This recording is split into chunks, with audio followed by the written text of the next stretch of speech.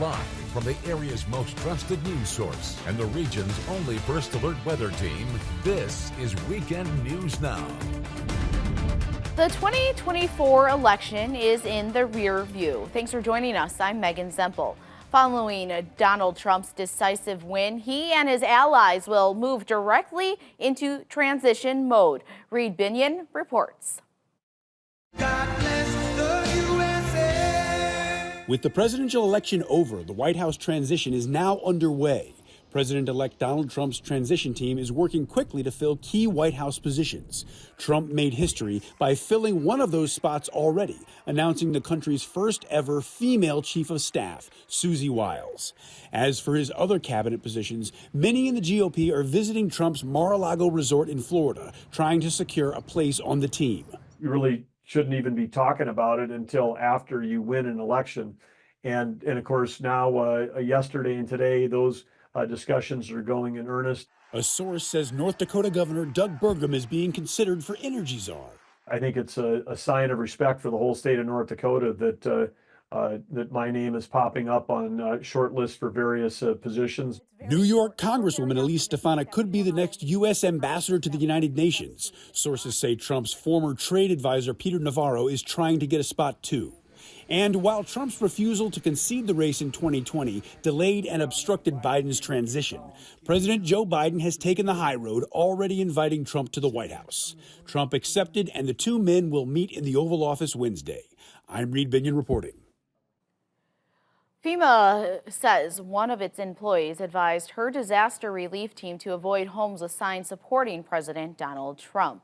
It happened in Florida after Hurricane Milton. A FEMA spokesperson said in a statement the agency is, quote, deeply disturbed by its employees' actions and the incident is under investigation. The agency did not identify the employee but said she has been removed from her role. The spokesperson says FEMA deployed a new team to knock on doors of the people who may have not been previously reached as a result of this incident. And today, Iran is saying claims that there was a plot to kill President Trump are, quote, completely baseless. Prosecutors say Iranian officials last month asked one of the men charged to focus on surveilling and assassinating Trump. That man is still at large in Iran. The newly disclosed plot is believed to mark the latest alleged Iranian government attempt on Trump's life. The two other people charged were arrested in New York and are American citizens accused of helping Iran spy on separate U.S. citizens of Iranian origin. Iran has denied any involvement in the plot and, quote, categorically dismissed the Justice Department's claims. We're going to get a quick check on weather. Weather forecaster Derek Overland joins us now. Hi, Derek. A little bit of a dreary day. Yeah, it was a little gloomy. We had a gray day today with some on and off showers throughout the day. We're continuing to see maybe a few very light sprinkles throughout the night. But looking ahead to what we're tracking, we'll have some morning showers and maybe even some patchy fog early in the morning on Sunday for tomorrow. And then going into the next week, we'll have temperatures in the 40s and 50s, along with the chance for some midweek rain later on next week. Future track radar showing cloud cover across our entire viewing area. No rainfall being picked up on radar, but there may be a few spots where there are some very light showers. Rainfall from the last 24 hours, we've seen around 1/10 of an inch area wide. So in that light blue, we can see that some light showers there throughout the last 24 hours. And then that darker blue, right around maybe 1/4 inch, less than that. For that darker blue color. Surface map showing the low pressure system that's causing all these showers off to our west in Nebraska, and it's just kind of sitting there and producing these showers. Eventually this low pressure system will move right over us and give us a chance for some more showers. That'll be our shower chance early Monday morning, and then later on clearing out for Monday afternoon, or Sunday afternoon, excuse me. Loose Not Alive camera here in Rochester showing those cloudy skies throughout our viewing area, even rain being picked up at the airport in Austin currently. Temperatures in the mid to upper 40s with that southeast wind around 5 to 10 miles per hour. Tomorrow's outlook, we'll have the chance for some showers early in the morning for our Sunday morning, and then it will begin to dry out towards the afternoon, maybe even some peaks of sunshine towards the afternoon hours. Temperatures warming up into those low 50s, so some seasonably mild conditions. Still be a little bit chilly with some winds around 5 to 15 miles per hour tomorrow, but maybe some sunshine possible towards the afternoon. All right, we will check in back with you in a little bit. Yep, Thank you, perfect. Derek. Thanks. Growing vigils Friday night outside both homes involved in a Duluth murder-suicide. Candles, pictures, toys, and stuffed animals left by neighbors and community members to help honor the victims. And that's not all. Friends of Erin Abramson will be doing a memorial run for her today, and that happened today. Jeffrey McClure is learning more. Today's run was really difficult because, you feel the loss of a close person that almost feels like family. Katie Benziger is part of the Moms Run This Town group that has been gathering for morning runs in the Twin Ports for years. But this morning they were without an original member many say is the happiest person they've seen at 5 a.m. Erin was one of the first friends a lot of us made when we moved to Duluth and joined the running group. Erin Abramson and her son Jacob Nephew were two of the 4 victims. I think we are all just heartbroken and shocked by the situation and the news that we found out about this morning, and just cannot imagine, what that was like, for them. 2 mothers and their sons. Life will go on through her memories and all of us showing up in the morning in the dark with a big smile, like Erin always would. According to DPD, just a few hours later, but just 5 minutes away, Catherine Nephew and Oliver Nephew were found dead, with the father, Anthony Nephew, who had shot himself. Shocking. It's devastating. It's heartbreaking. It's not something that we hear of here in Denfeld neighborhood. Nikki Widdett lives in the neighborhood and saw the mother and son together a lot, adding to Oliver's free toy library. That's kind of devastating in itself. That was just something that, kind of brought the neighborhood just a little bit of joy. The toy library now being repurposed by the community, turning it into a vigil for Oliver and his mom. Walking past the box is just going to be, it's going to be different now. It's going to feel empty. A community still trying to make sense of the senseless, but making sure those lost won't be forgotten. It definitely has left a hole in all of our hearts, and just feel like we've lost a sister. The NOAA weather radio in Rochester is down due to a hardware issue. According to the National Weather Service out of La Crosse, technicians are working to fix the problem. They say people should use a neighboring transmitter for weather information until the site is repaired.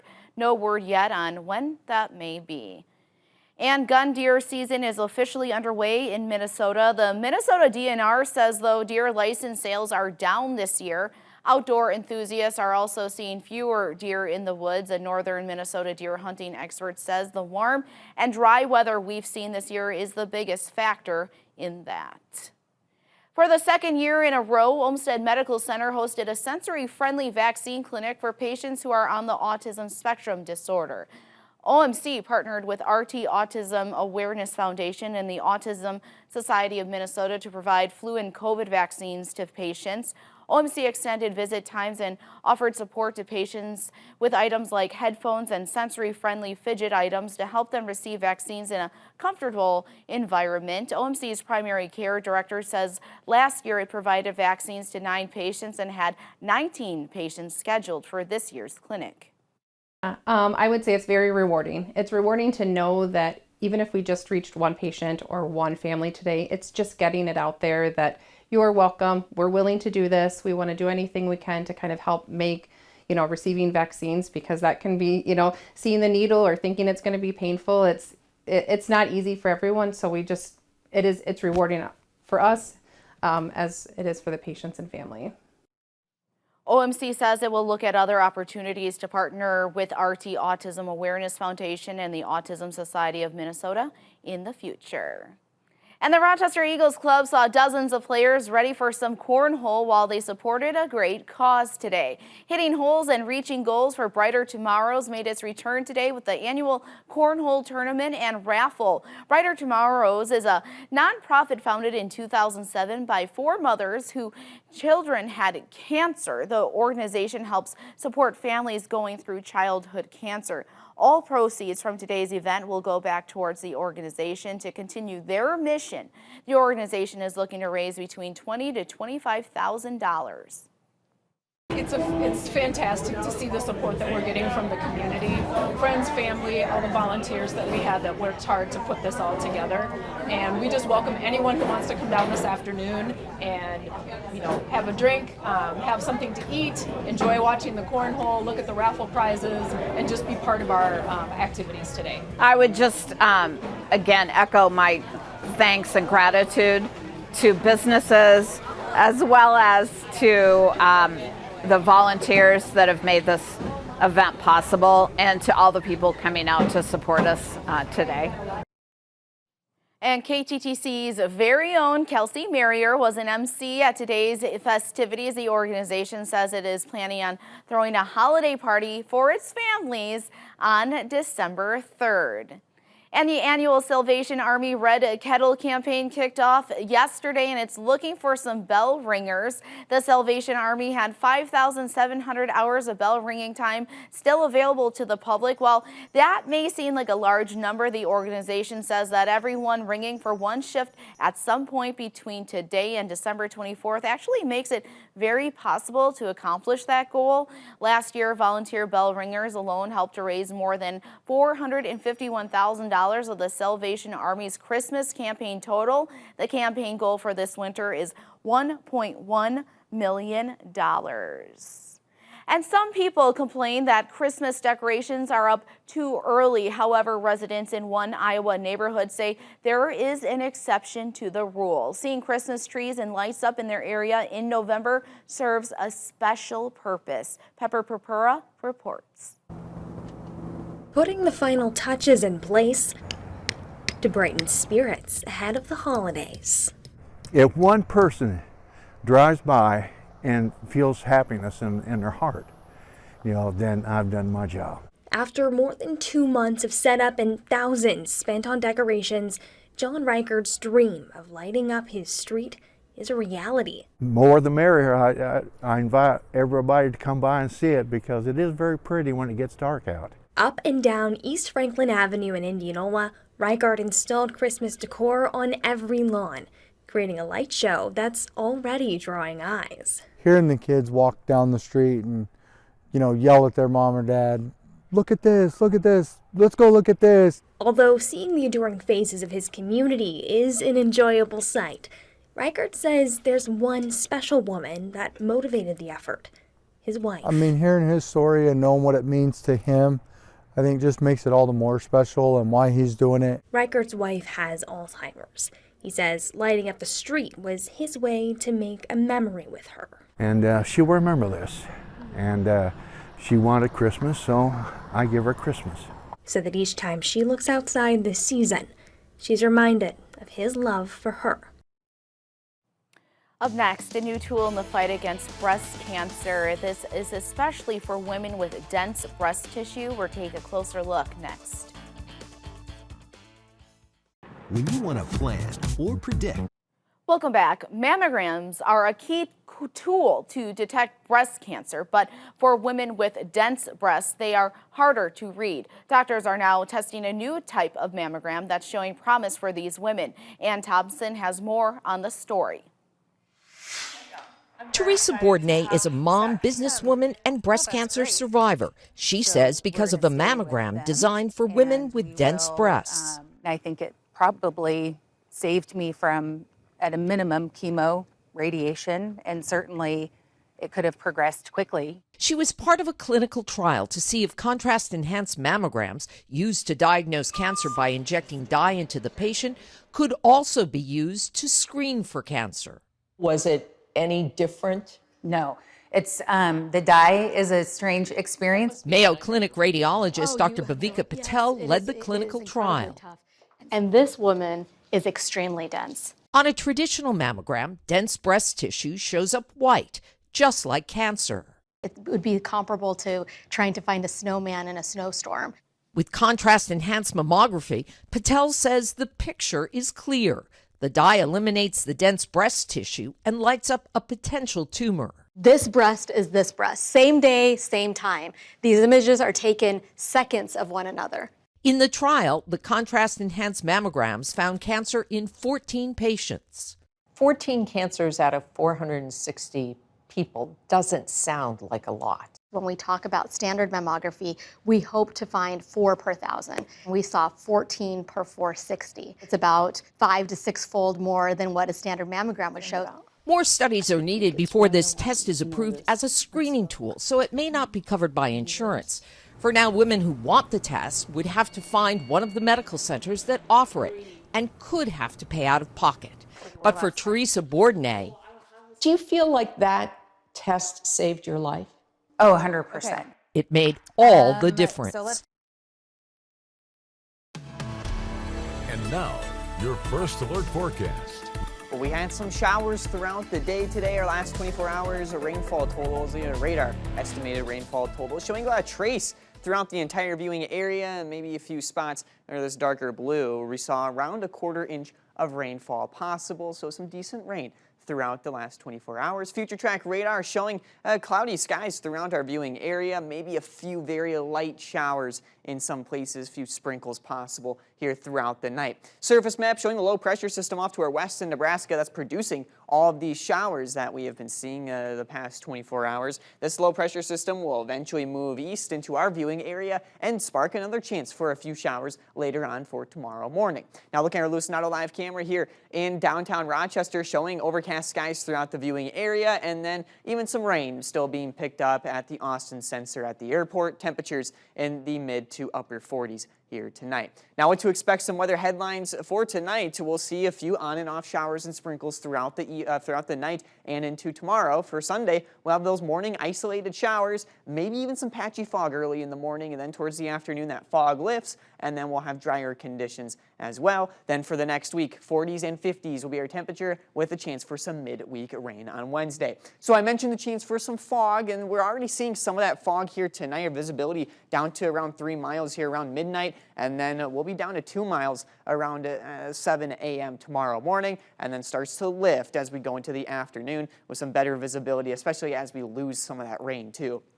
So let's track out the next couple of days here on Future Track as we go into tomorrow morning. We'll pick up the rain around 8 a.m. around the I-90 corridor, kind of sits around and then heads east away from our viewing area. Around 3 p.m. will be dry with some mostly cloudy skies, maybe some sunshine peeking through towards the evening hours. As we go into later on Sunday night, we do clear out those skies, temperatures in the upper 40s. And then as we go into our Monday morning, our Veterans Day, we'll pick up maybe even a chance for some sunshine, some partly cloudy skies throughout the majority of the day with temperatures in the upper 30s and low 30s. Towards the afternoon, we will pick those temperatures up into the mid 40s, so it'll still be a little bit chilly for our Monday. Rainfall forecast, this is for the next 3 days, not looking like a lot of rainfall here. We just have that one chance throughout the night tonight with those on and off light showers, and then the chance early in the morning. Just about 1/10 of an inch south on and south of I-90. We can see in that tan white color just about a trace for everyone north of I-90. Precip forecast, looking ahead here, we do have that chance early in the morning on Sunday, dry Monday and Tuesday, and then a chance midweek on Wednesday for some isolated showers, maybe a chance for some stray showers on Saturday. Tonight's forecast, we'll have the chance for those on and off showers throughout the night tonight, and then tomorrow morning, we'll pick up the chance for those morning showers, temperatures in the low 50s. As we hit the afternoon, we'll dry out those conditions, maybe even some sunshine as we get into our Sunday afternoon. 10-day forecast showing the mostly sunny skies for Monday on Veterans Day, temperatures in the mid 40s, and then we have the isolated shower chance again for our Wednesday, temperature staying in the upper 40s and low 50s throughout the 10-day forecast. We'll be right back. KTTC weather, sponsored KTTC Sports from the Lucina Siding and Windows Sports Wall.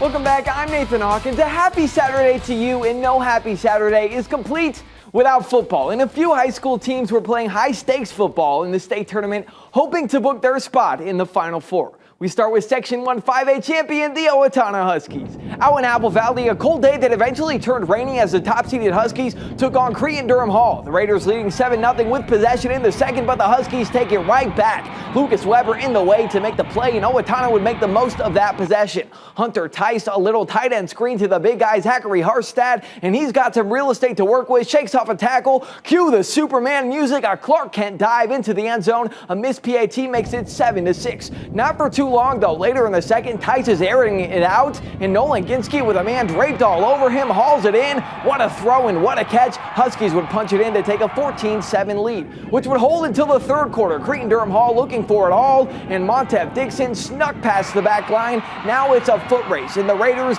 get to the end zone. We're tied at 14 in a gritty final 20 minutes of play. Still tied means we're going to playoff overtime. Raiders get possession first, bring it to the 1, and Jadale Thompson punches it in for the score, but they kick the extra point. That's important to note. It's 21-14. Owatonna's turn now. They get it to the 1-yard line. 4th and goal. Sees it on the line. Blake Fisher, Wildcat offense. Check the paw prints. The Huskies score, and it's decision time. Kick it or go for the win, and they want it all. Nolan Gitsky gets it, racing to the edge and stretches. He's in, and the Huskies win 22-21 in overtime. Pack your bags and book the buses. Owatonna is headed to the bank for the semifinals. And we were resilient all night, just all season, as a matter of fact. I mean, couldn't be proud of our guys. We got 2-8 players. We got some guys battling injury.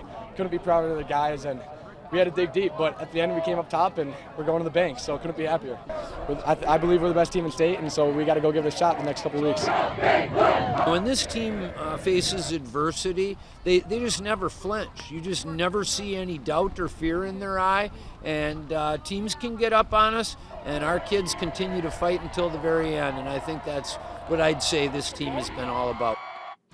What a win. Owatonna coach Jeff Miller has 29 years in the game, but he said this is one he's going to remember. It's down to 4 now in 5A, and to get to the final 2, Owatonna will have to get through Alexandria Area School. That game is next Saturday at US Bank Stadium.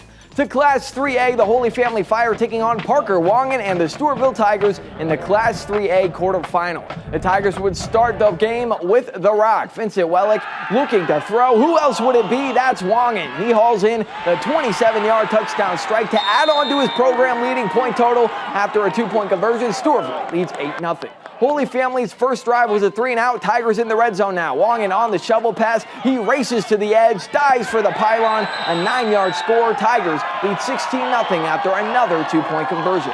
Another 3-and-out turns to Stewartville points. This time it's Malik Abdi from 4 yards. 23-0 Stewartville in front. But Holy Family's offense would finally wake up. Griffin Ryan takes the handoff to the near side. He cuts inside, makes another Tiger miss at the goal line. 23-7, they cut into the deficit. Later in the second half, now 26-7 in favor of Stewartville. Coach Haynes' defense showing up big. Mikhail Height takes the tip pass for the second pick of the half and laterals it to Jace Klug. They're into fire territory. Tigers would finish that drive off with some points. Dylan Scanlon up the middle on a 9-yard touchdown. 33-7, the Tigers in front. Before the first half was over, Ethan Ryan connects with Murray, who makes a spectacular one-handed grab. Look at this. That makes points a reality before the half. Now Fire with a little trickery, a pitch to the receiver, but he's looking to pass, and Tanner Davis is all alone on the far side, 33-14 at the break. Holy Family with a long drive to start the third quarter, 17 plays, 7 minutes, 53 seconds of clock, just to end in a turnover on downs on 4th and goal from the 9. As things settled, Parker Wangan had the lone score of half number 2. A 49-yard triple option rushing touchdown is his third of the afternoon as the Tigers cruise to a 40-14 win to book their trip to the Vikings turf. Aaron Expelliopoulos was with Coach Mueller after the game. Coach, a 40-14 win in the quarterfinal rounds. You punch your ticket back to the bank, that smile. What's the emotion on the field after the game? It's awesome. I'm so proud of this group. Last year, obviously, coming off of a state championship, the big thing that we're concerned about is how are we going to respond to that success, and our guys going to stay hungry, and they're going to do what it takes, to get back there again. And could not be more proud of this group for the work that they've put in, through the off season and in season, being consistent. That's really, really hard to do. Not just, working hard, but doing that consistently. And couldn't be prouder of this group for the work that they've put in, coming out week after week, and preparing themselves to compete at a high level. And, so earn an opportunity to go back and play in the bank, and one win away from another championship opportunity. It's awesome stuff. So yeah, nothing but smiles, and we're excited for it. So a week from today, the Tigers will face the Albany Huskies in the semifinals at 4:30. Their game will follow the first 3A semifinal game between Dassel Cokato and Pequot Lakes at 2. A few scores for you here to wrap up the night. The Minnesota Gophers falling to Rutgers on the road. Iowa State falling to Kansas at Arrowhead Stadium. But Winona State coming out winners to move to 5-5. That's our show tonight. Thank you so much for tuning in. We'll see you tomorrow.